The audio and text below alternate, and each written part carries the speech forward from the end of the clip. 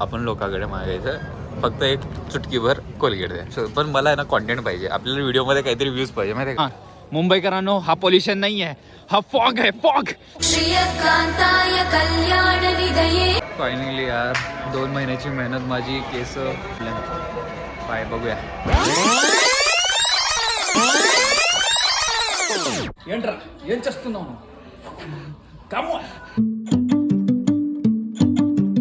तर मी आता निघालो लोकमान्य टिळकवरून रेणीगुंटाला आणि इथून मी एकटाच निघालोय. पुढे जाऊन मला योगेश सोलापूरवरती भेटणार, मग आम्ही दोघे जाऊ. भावा त्यानंतर आम्ही त्याची सीट बघायला गेलो की तिथे कसं आहे काय नाही. नंतर आम्ही आमच्या सीटवरतीच आलो कारण की माझी सीट बेटर होती. मग आम्ही जेवलो आणि झोपलो. सकाळी उठल्यानंतर आम्ही बघितलं की कसा नेचर आहे आणि कसं जर असं फॉग वगैरे आलं होतं बाहेर, तर ते मी तुम्हाला दाखवत आहे बघा. 7:30 वाजले तरी एवढी थंडी आहे. टेम्परेचर किती आहे बघ मोबाईल मध्ये.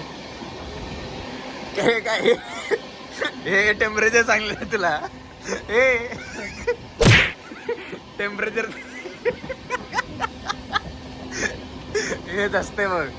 घडी न घालणाऱ्याला घडी दिलं का असंच होतं. हम खानदानी गरीब है. बरोबर. आपण कुठं आलं, फिरायला आलो की नाही, आलोय का. मग आल्यानंतर सगळं सामान घेऊन यायचं असते की नाही. हा मी घेऊन आलोय ब्रश. मी याच्या भरोशावर आलो की ह्या कोलगेट आणेल, टूथब्रश आणले. भाऊ काय आणलंस तू, काय आणलंस. नाही काय आणलंस सांग तू. याने मी ब्रश तरी आणलोय. भाऊ कुणाच्या भरोशावर आलाय, बोटाच्या. हमारे यहाँ ऐसा ही होता है. म्हणजे एवढी चान्सेस तुला, इतकं भरोसा. ब्रश पण नाही, टूथपेस्ट पण आला तर करू. इकडे बघ. योगेश, आता तू आणलं नाहीस कोलगेट, आता काय करायचं माहिती आहे का, आपण लोकांकडे मागायचं फक्त एक चुटकीभर कोलगेट द्या. आपण घेऊ शकतो, आपण अफोर्डेबल आहे, बाहेर घेऊ शकतो. पण मला आहे ना कॉन्टेंट पाहिजे, आपल्याला व्हिडिओमध्ये काहीतरी व्ह्यूज पाहिजे माहिती आहे का. चल आता बरं. हे काय काय लिहिलंय, क्लेविन जीन्स.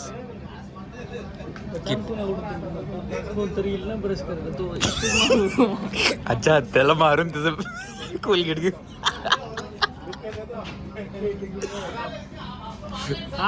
पण जो डोळ्याची सूज कमी झाली व. हा बरं आहे भाई, ब्रँड आहे भाई. सीके सीके सीके क्या बढ़िया था गुरु.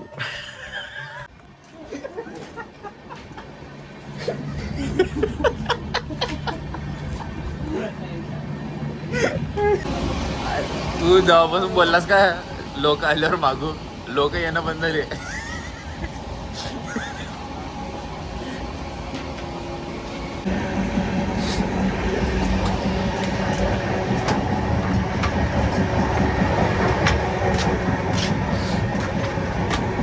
फायनली सनराइज होताना दिसतो थोडंफार. कोलगेटचा जुगाड झालेला आहे योगेश भाऊच्या कृपेने. तर फायनली आम्ही रेणीगुंटाला पोहोचलो. 18 तास लागले पण आम्ही पोहोचलो. इथे अनाउन्समेंट पण तमिळमध्ये तेलुगूमध्ये काहीतरी होत होती. मग आम्ही 20 रुपयामध्ये तिरुपतीची बस पकडून तिरुपतीला पोहोचलो. मग तिथून ऑटो करून आम्ही अशा ठिकाणी गेलो जिथे आम्हाला नाश्ता आणि आंघोळ करायला जागा भेटेल. सर्वात आधी आम्ही आंध्र प्रदेशचा पोंगल ट्राय केला, जे काही नसून डाळ आणि भात होतं कडकवालं. त्यामुळे मला डोसाच प्रेफर वाटला. एव्हरीवेअर सेम असतो आणि तेही चटणीमध्ये. वाह. त्यानंतर आम्ही आंघोळ वगैरे करून फ्रेश होऊन निघालो. भले आम्ही फ्रेश दिसत नसेल पण आम्ही आंघोळ केलेली होती कारण की मंदिरात जातोय. मग मंदिराच्या पायथ्याशी आम्ही पोहोचलो. सगळीकडे तुम्हाला हळद कुंकू दिसत असेल कारण की तिकडचं रिच्युअल आहे की प्रत्येक जण अशी प्रथाने किंवा आपल्या मनातून इच्छा मागतो की आम्ही हळद कुंकू प्रत्येक शिडीला लावू देणार. आणि प्रत्येक ठिकाणी तुम्हाला लहान लहान मंदिर वगैरे दिसतील आणि विष्णूचे प्रत्येक रूपातले तिथे छोटे छोटे मंदिर आहेत जे वरतीपर्यंत तुम्हाला दिसून येतील.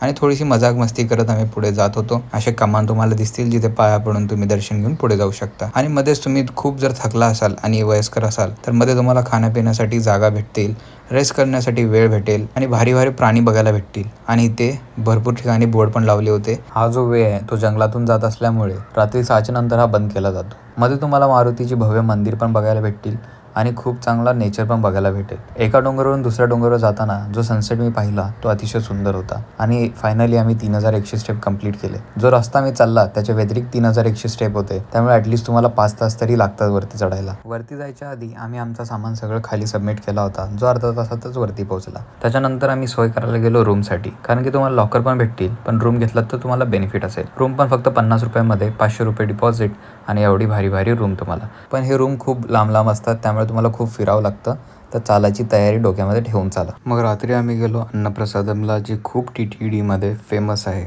इथे दिवसभरामध्ये लाखो भक्तजनांना जेवण पुरवठा केला जातो. जे लोक खूप सारे भाज्या किंवा अन्न हे दानमध्ये देतात. तर हे जे खोबरं फोडतात त्याचं बनलेलं आहे आणि इथे जसं 7 दिवसासाठी तुम्ही सेवा पण करू शकता. आपण जो कोणी दर्शनासाठी येतो, तर योगेशला या गोष्टीबद्दल सगळी माहिती आहे, तो सांगतो मला, पण ब्लॉगमध्ये सांगत नाही आहे. कसा आहे योगेश? चांगला आहे, खावा. हे जे केळे पण येतात नाही, केळ्याचे पत्ते, ते पण यांच्या स्वतःच्या बागेतून.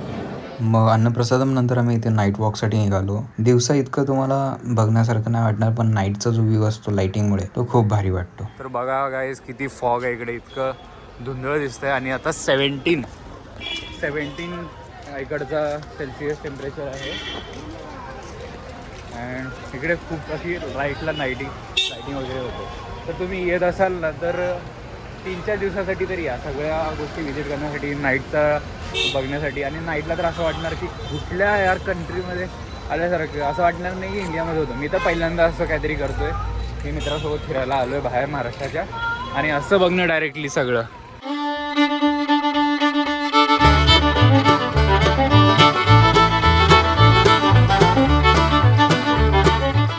So man, we are back. ह्याचा मास्क घालण्याचं एकच कारण आहे, कारण की ह्याला फोडी आलेली आहेत, बाकी अजून काही विषय नाही आहे. तर तुम्हाला मी नाईटचा सीन दाखवतो. हा पूर्ण, हे माझा कॅमेरा ब्लर नाही आहे, हा फॉग आहे मित्रांनो. हां मुंबईकरांनो, हा पॉल्युशन नाही आहे, हा फॉग आहे, फॉग. आणि उडणारा फॉग नाही, हा दिसणारा फॉग आहे. तर नीट बघा. वाव, आंध्र प्रदेश, या नॅचरल. या इथे तुम्ही खोकणार नाही, आणि खोकलं तरी ते दिसणार नाही. तर असं आहे. योगेश खोक, बघितलं, दिसत नाही, दिसत नाही.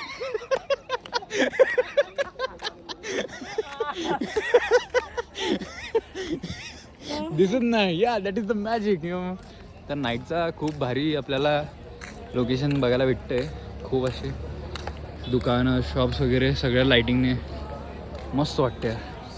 आता आम्ही दुसरं झाडं काय सजवलं, क्या बात आहे. ओरिजिनल आहे की डुप्लिकेट आहे काय? ओरिजिनल आहे. आपल्या गावाची काय ओरिजिनल काहीतरी वेगळं असं टोन आहे त्याला. ओरिजिनल आहे. आता आणखीन एक गार्डन आहे जिथे आम्ही GNC बिल्डिंगमध्ये थांबलोय. त्याच्या बाजूलाच एक बिल्डिंग आहे. हे काय ते दुपारचा जोक सांग जरा. ह्याला मी बोललो की मोबाईल दे, गाणे लाव. तो बोलतो नाही स्पीकरवर चालू आहे. मी बोललो हा वाला गाणं ऐकायचं, तो लाव. ऐकतच नाही. मी म्हटलं आयफोनमध्ये चार्जिंग टिकत नाही, तुझ्या अँड्रॉइडमध्ये टिकेल, लाव. बघच तुझं उत्तर काय होतं? उत्तर बोलतो चार्जिंग संपेल. मी म्हटलं माझ्यापेक्षा तर जास्ती आहे, आणि संपली तर काय, वरती लावू. बोलतो मोबाईल दाखव, मोबाईल काढ, दे दे दे दे दाखव जरा मित्रांना, दाखव. हा बोलतो मोबाईल जर स्विच ऑफ झाला तर ओपन होणार नाही का, कारण की याला पॉवर बटनच नाही.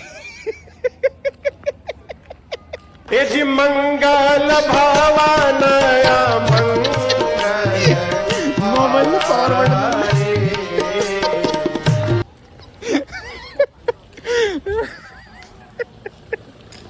अरे बड़ी दुविधा है. अजी मंगल भवन.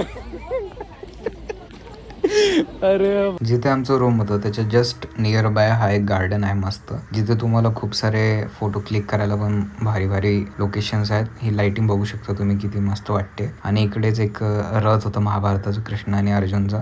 हा पण व्ह्यू भारी होता. The second day. आम्ही आज थोडंसं ऊन घेतोय, थंडी भरपूर आहे इकडे. 7:30ला उठलो आम्ही आणि आता आम्ही थोडंसं इन्क्वायरी करायला चाललो आहे उद्याच्या दर्शनाची. नंतर कटिंग करणार थोडं पूर्ण शिवाय द बॉस.